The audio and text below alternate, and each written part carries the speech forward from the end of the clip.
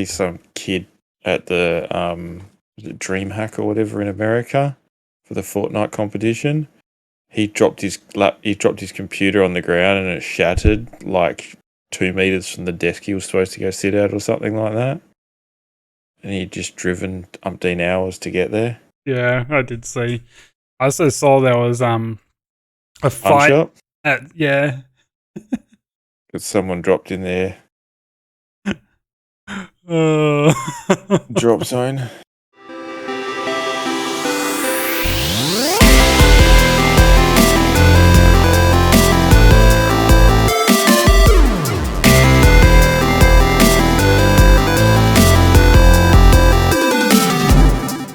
Hello and welcome to the Birdy and Bass Podcast. I'm Bass and with me is Birdy. There you go. And this episode we're going to discuss Sony's state of play that was just sort of put out before everyone else starts putting their what is it, online show or whatever, their virtual E3 as we would call it. Virtual showcase. Digital showcase. So my take on this one is it looks like Sony is just trying to scare the shit out of you and put you into VR. That's pretty much what I gathered from watching most of the showcase. It was like a rehash of games that were already out, going into VR, or new games that were coming out, and most of them were either horror genre or anime porno, the way that one of them was. It's called a dating sim, okay? Jesus, it doesn't have to be all tentacle porn. Well, yeah, I don't know what your take on it was, but there was nothing really that stood out. I think the only thing that actually stood out of the whole showcase was that Stray, was the cat game. I'd actually intrigued to do that one. That's been which is coming to PlayStation Plus. 2 years now they've been waiting for that. Yeah, but then you've got one of the other ones was Tunic, which has already got Xbox Game Pass, so I've already been playing it on my Xbox. So I was just like, oh, well, thanks for that. Yeah. I've already been playing that one. They've got to have the Zelda game rip-off from Xbox to PlayStation. Yeah. But, I don't know, there was... I don't know. When's VR2 supposed to be coming out? Because obviously they went through and they've done 4... Well, we'll go through what was listed in what was shown in the state of play. There was Resident Evil 4, Resident Evil Village on the VR2, The Walking Dead game on the VR2, No Man's Sky is coming to VR2, Horizon Call of the Mountain on VR2, Spider-Man's going to PC, Stray the cat game, which is on PlayStation Plus, The Callisto Protocol, Rollerdrome, Etern Knights, it's the Japanese animator thing. Street Fighter 6, Tunic, Season, which was a really weird game. Letters for the Future, and then it capped off with Final Fantasy 16. I'm not a huge horror person, so a few of those didn't really excite me. And I can't remember last time. I think the last time I played a Street Fighter game was on PlayStation 1 or 2. Honestly, I saw that Street Fighter trailer and I guessed straight away, it's got to be a new Street Fighter. But the way the trailer went, then I was really unsure with myself. I'm like, hold on, is this Street Fighter? And I like the new style. I think it's a good way to change it up. It's kind of retro but more modernized. And I think it will actually work well. I mean, it's still one of the most popular fighting games out there for competition. And I think, I was going to say, I don't think we've had a Tekken in a while. No, Tekken's kind of gone quiet, and Mortal Kombat's kind of had all the glory because King of Fighters kind of failed with no rollback netcode and stuff like that. So people are asking for that for the new Street Fighter, so it can actually be used for Evo comps and things like that. And it seems VR2, people still seem to think it's coming out in 2023. They don't have a date. But weren't half these games plugged for 2022 releases? Yeah, I thought so. I was going to say it was about a 50-50 mix between what was coming out in 2023 and what was coming out, well, I don't know, later this year. So I'd probably say Q4 of 2022. Yeah, but like, I'm just going through random Google searches, and everyone's got like guesses of 2023 and rumors of 2022, and then they're on about the showcase saying this game's coming out for 2022. Yeah, that's no one seems to know at the moment. So these games might be releasing into a market where they can't be played. Yeah, except for if you're a developer and you got a dev kit. Yeah, that's going to be an interesting one. Like, I'm actually intrigued to see what VR2 is like, but the only thing I use the VR unit for is to play Beat Saber. But the only thing I've actually bought on the VR is to buy more music for Beat Saber. I think the new one will be a lot better, especially with the new controls they've got, rather than using... God, how old is PlayStation Move now? Like a decade? Yeah, that's the only thing that intrigues me is those new controls to how I could play Beat Saber on those ones. Yeah. I did fly around as Iron Man, and Iron Man with Move controllers is not fun. I don't think anything with Move controllers is fun. When you're trying to do the loop through all the circles, like flying, and trying to be Sonic and go through all the circles while you're Iron Man flying is just not the best. Not the best. Not on the both in the game and, I'll just say it, without trying to throw them. Dang, like when the VR was first coming out and I was going to gaming conferences for work and things like that, I saw people get sick on like playing Gran Turismo in VR. Like I went around with a friend that was another store manager around Bathurst, and I did the 3 laps, took the headset off, and he was actually on the floor because he couldn't make a lap. And he actually did track days. Like, it had nothing to do with he normally gets motion sick. He just couldn't handle the VR. So that was interesting, and it affects people differently. Even if you don't get seasick or car sick or anything like that, it's just the way the game's programmed. Really, it's hit and miss. So because I think there's only that one game that I've played on VR where you're in the cockpit of like an open wheeler, or like kit car sort of thing, and even that, it does feel like you're in the car sort of thing, but you just don't have the thing that gets me is like you've got the visual stimulation of being in a car, but you don't have the feel through your butt of the car moving. No. And the chair moving and everything else. You would need like full motion and some haptics, I reckon, to make it fully immersive. I've seen people doing it, but people are spending 50, 60, 70,000 on bloody race sims for it. I mean, as we know, like a half decent sim setup, even without all the motion stuff, is, can be up to $5,000 easily for everything. Yep. And then you start going to the hardcore stuff.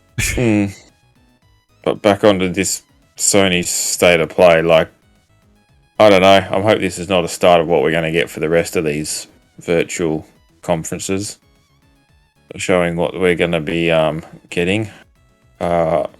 Because, I don't know. I guess Resident Evil fans will be happy with what's coming out. But wasn't Resident Evil Village on the first VR? So it's just an updated one of it or another section to it? Not Village. Resident Evil, the one before that was. Oh, okay. Resident Evil 7 was. This is Resident Evil 8. All right. So, yeah, that one was on there. I mean, you remember around at Aaron's house playing the kitchen demo on VR? Yeah, no. Yeah. That was 7. That's what. Yeah. But the No Man's Sky would be interesting to play. And Horizon. Horizon, I'm not sure how a lot of people's brains would go there. I mean, even in the trailer, they showed like a Threshmore stomping on somebody who's in VR Like, I don't know how brains would calculate that. Yeah, obviously they would have. I'm hoping they've tested this stuff out and had people dummy run it before. You can only test it with so many types of people before you put it in the open market, you know? Yeah. But anyway, that's where we're going, isn't it? With the metaverse into the VR. I honestly think that, like, with these first VR games, especially the horror genre, horror is very easy to do in VR, and that's why these typically come out first. Yeah. Resident Evil 4, that's a big one to be remade again. I think that's going to really take off because I think the last time that was remade was for GameCube. That era, and it was absolutely amazing. It's one of my favorite Resident Evil games, and I can't believe they're finally doing it. And honestly, they should have probably started with that one, but I'm glad they took the time to learn how to do it. Oh, well. But yeah, that Stray Cat game actually looked quite interesting, wandering around a map as a cat. In a cyberpunk universe. Yeah. So do we get to cyberpunk the cat? I mean, there's robots and stuff everywhere, and the cat is carrying a little backpack. First time I saw it, I kind of felt like it was Death Stranding, like, you know, you're a courier, but it's a cat in a city. Rollerdrome didn't seem too bad. No, that was an interesting one. It's kind of like roller derby with guns. Yeah. Which is, I don't know, it just adds a different genre, adds a different thing to it. Etern Knights, the Japanese anime dating, I don't know what you want to call it. Obviously it's big in Asia, because that's what they've done it. But yeah, no, that one just weirded me out a little bit. I was waiting for it to turn around and say it's coming to VR too. Okay, the thing is, they actually have these games on VR in Asia. They're not really socially acceptable in the Australian market for obvious reasons, and I used to get asked if we can import games like this all the time from suppliers, and they were never rated in Australia, so we could never get them. But there is a following for them in Australia, especially from being downloaded on PC, and there are ones that are compatible with Oculus and all that kind of stuff. So there is a growing popularity. But for the Australian market on a console, this thing would get dumbed down. So yeah, I think it would be a lot like that Catherine game that came out on Xbox 360 a long time ago, which was a kind of a messed up, almost dating sim type game. I think it would be along the lines of that rather than going full on feeling up Asian schoolgirls. The other side some of them are like that. People would just there was something I've seen a few years back where they were talking about like similar sort of games on Nintendo DS and how it stopped like males in Japan dating because they'd rather just date a virtual girl on these Nintendo games and stuff like that, and like they'd go hang out with their mates and they're all just playing the same game. And I'm just like, okay, but it was just the norm sort of thing, and I'm just like, wow.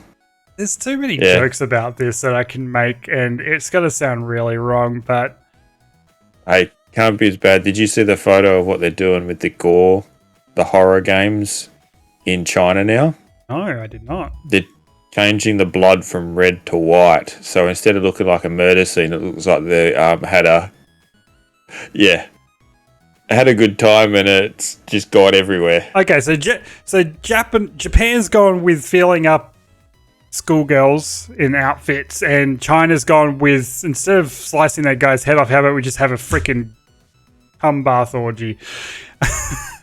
Yeah, like someone put up the video of the photo of it on social media of like same scene, but one's what it looks like in the movie and in the game, and the other scene is how China wants to look Why white? Like. I don't know. Like there was this. I don't know. There was this problem years ago with Mortal Kombat on the Super Nintendo and stuff like that, and to get it onto the Nintendo platform, they just changed the blood color from red to green. green's an acceptable color for that kind of thing. But why white? I don't know. But I'm trying to work out with these games that Sony are bringing out.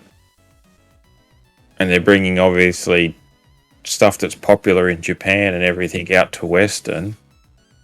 How's it going to go in some of these European countries and America and all that kind of things with these? Are they going to put any restrictions on it? I'm not sure. Are we going to see... Or is this just like a test case that we'll release this game later on this year, see how it goes worldwide, and we'll go from there? I actually want to see what it's rated in Australia, because that will actually tell you a lot about what they're planning with it, because it's got an MA rating. It's not going to be dirty. It's just going to be anime-ish, not hentai-ish. Like, it's an interesting one. Yet? I'm going to check right now. I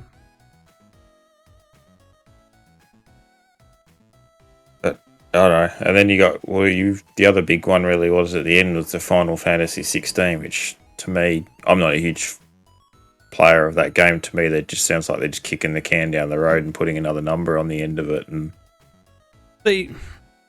I've been a fan of Final Fantasy for a while. I haven't picked up many of the modern ones, like 10 and 12 were kind of like my jam. But this one just seems like, they've gone like, God of War's real big right now. We'll do one on Norse mythology. Because they had, Thor and freaking Odin and that in there? All these different ones. It was really weird, and I just was not expecting that. I thought, like, maybe Square Enix were making another Final Fantasy style game, but in a different universe, and then they announced it was Final Fantasy. I'm like, Jesus freaking Christ, that's good. Because all Final Fantasy games are from the same multiverse. It's kind of like Marvel, but the different universes have completely different rule sets and gods and everything like that. So this is obviously one that follows more of a Norse mythology, which I never thought I'd see a freaking Japanese game do. Well, I think the last time I actually played a Final Fantasy game was when it was on PlayStation 1, and you used to get it as 5 discs. And I think I did the first disc and went, nah, Barley's, I can't be bothered with this anymore. And went and picked up whatever else I was enjoying at the time. But, yeah, I was actually expecting some new IP, to be honest. But, like a big AAA IP sort of thing. We did get new IP, it's just all hentai porn.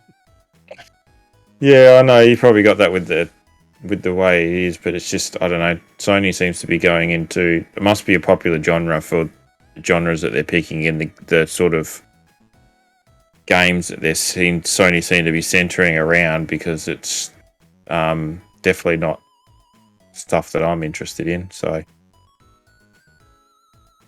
I don't know whether, obviously, I would have thought they've done their testing, marketing, I don't know, work out what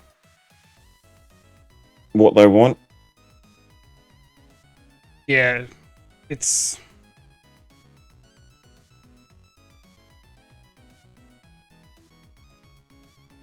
But the other side of it was I was surprised to see that like a big AAA game being Spider-Man's now coming to PC.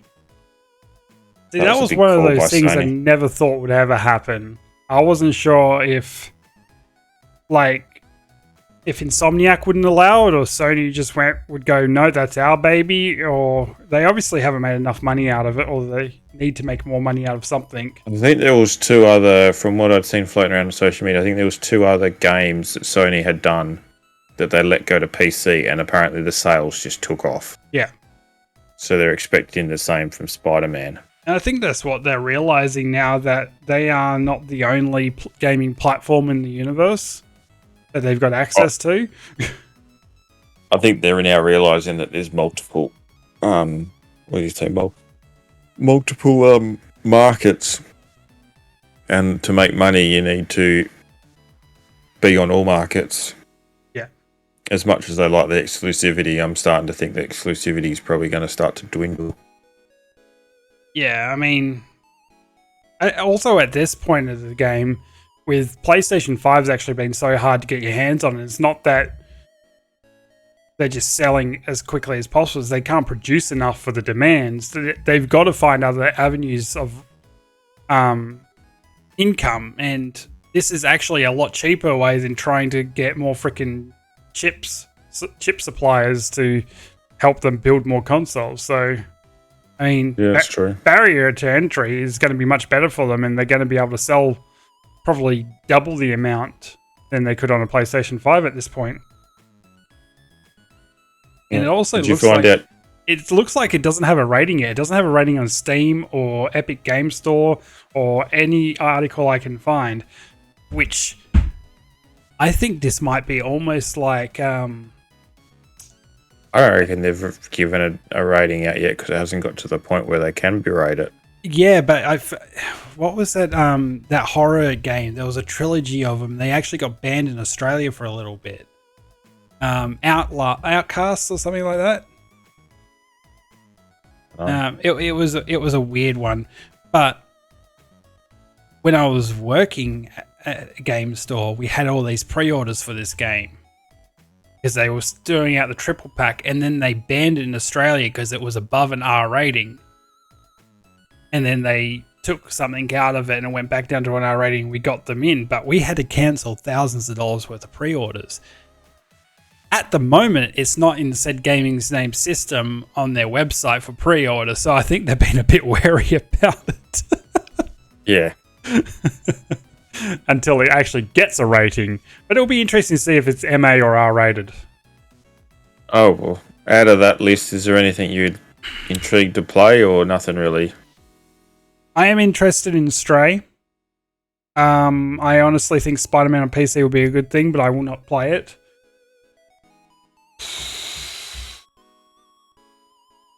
I would say probably Resident Evil 4. The only thing on the list. Yeah, well, Stray and Rollerdrome are about the only two that are intriguing me out of that whole lot. Like, I wouldn't mind trying No Man's Sky on the VR too, but I'm not going to buy a PlayStation VR to do it. You know? Yeah. And Resident Evil 4, I think, has been confirmed to come to Xbox as well. There you go. So I don't see the point of buying a PS5 for me personally at the moment. I mean, it'll probably end up like one. It'll probably end up like the PS4 Pro that PlayStation gave me.